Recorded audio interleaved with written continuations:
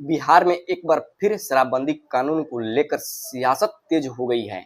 इस बार खास बात यह है कि शराबबंदी की समीक्षा की मांग विपक्ष नहीं बल्कि खुद एनडीए के कुछ नेताओं ने उठाई है। इसके बाद बिहार की राजनीति में नई चर्चा शुरू हो गई है।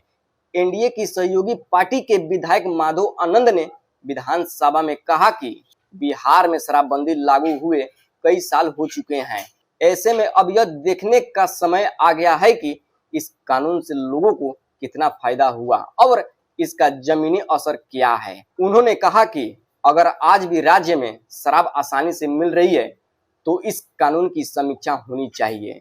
माधव आनंद का कहना है कि सिर्फ सख्त कानून बनाने से समस्या खत्म नहीं होती।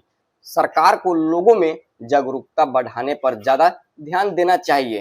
अगर लोग खुद शराब से नुकसान समझेंगे तो बिना सख्ती के भी इसका इस्तेमाल कम हो सकता है। इसी मुद्दे पर केंद्रीय मंत्री जीतन मांझी ने भी अपनी राय रखी। उन्होंने कहा कि शराबबंदी का फैसला गलत नहीं है, लेकिन इसके लागू होने के तरीके पर दोबारा विचार होना चाहिए। इसके अनुसार बिहार में शराब की दुकानों तो बंद है, लेकिन अवैध शराब की होम डिलीवरी अब भी हो रही है।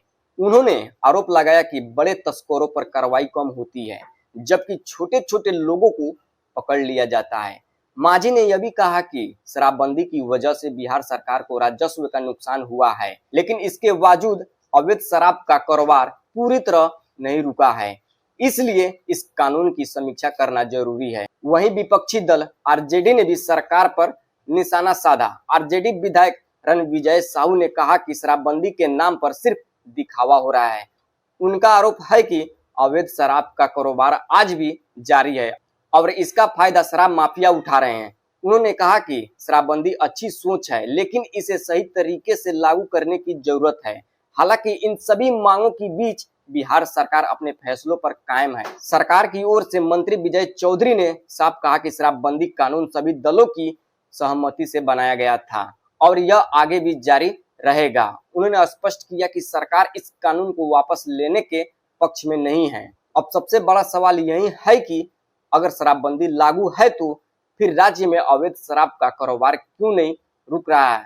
क्या कानून में बदलाव की जरूरत है? फिलहाल इतना तय है कि बिहार में शराबबंदी को लेकर बहस एक बार फिर तेज हो गई है।